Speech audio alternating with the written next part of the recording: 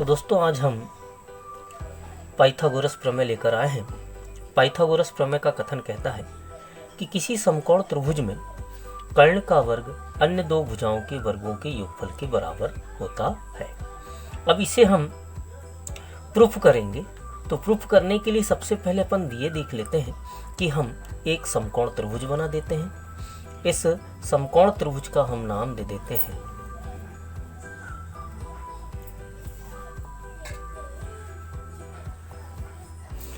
A B और ये हो गया हमारा सी।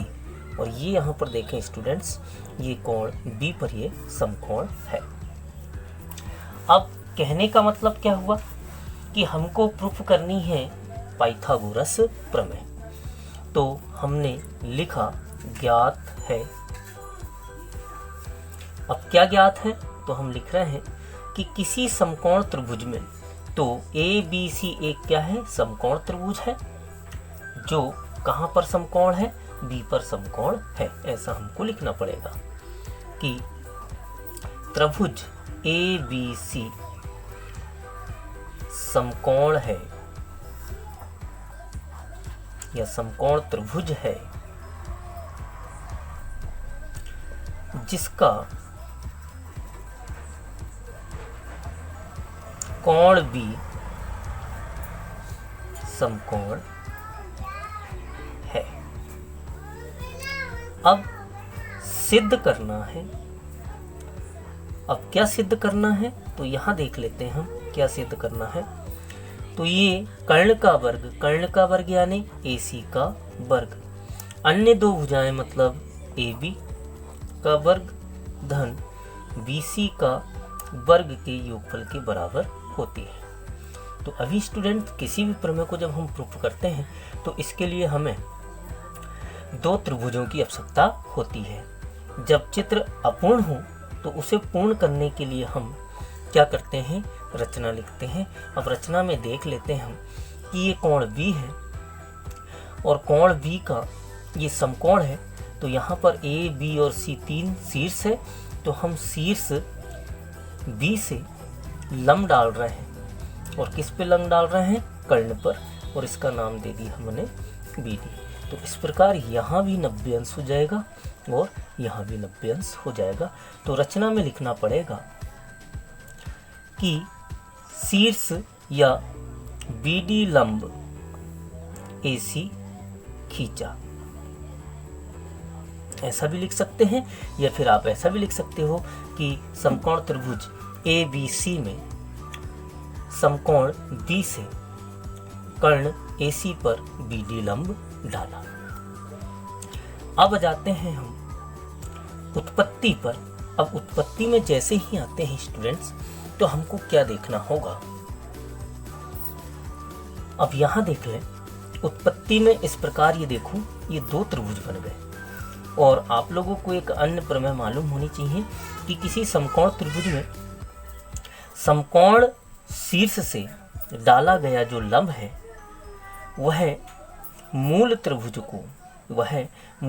है। और ये जो दो बने त्रिभुज है वो आपस में मूल त्रिभुज के समरूप होता है। उत्पत्ति में हम क्या लिख दे रहे हैं, पहले इस चित्र को हम अलग अलग कर लेते हैं। तो ये देखें, ये मूल त्रिभुज है, इसका नाम हो गया A, B और C। अब यहीं से देख लें स्टूडेंट्स, ये दूसरा त्रिभुज भी बना देते हैं हम। ये भी समकोण है। अब आपको मालूम है कहाँ पर समकोण बना हुआ है, D पर बना हुआ है। इस प्रकार इसका शीर्ष क्या हो जाएगा आपका, ये चाहे तो हम इसे A नाम दे सकते हैं। अब ये देखो A, D और ये हो जाएगा आपका B। तो यहाँ पर ये समकोण है।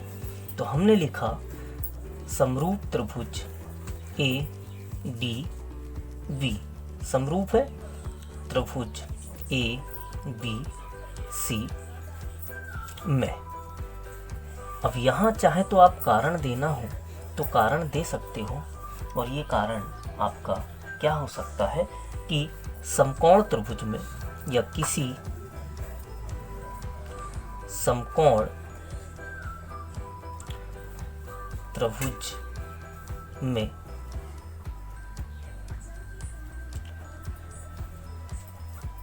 समकोण वाले शीर्ष से डाला गया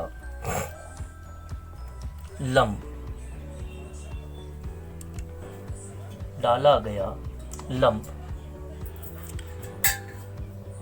लंब के दोनों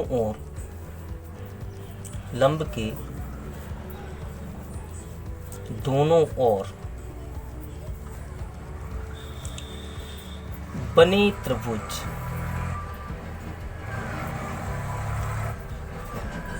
मूल त्रिभुज के समरूप होता है। मूल त्रिभुज के समरूप होता है। अब स्टूडेंट्स, आप सोचते होंगे कि हम ऐसा क्यों लिख रहे हैं, क्योंकि हमने यहाँ चित्र बना दिया था, हमारे पास स्पेस नहीं था, अन्यथा आप ऐसे बाजू में भी लिख सकते थे।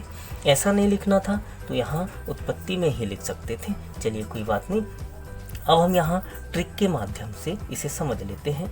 पहले हम ये दो देख लेते हैं, ये दो देख लेते हैं। तो ये हो गया AD बटे AB। अब आप सोचते होंगे हम ऐसा क्यों लिख रहे हैं, क्योंकि आपको मालूम है कि समरूप त्रिभुज में जो संगत भुजाएं होती है वो समानुपातिक होती है, इसलिए हमने ये समरूपता के अनुसार लिख दिया है।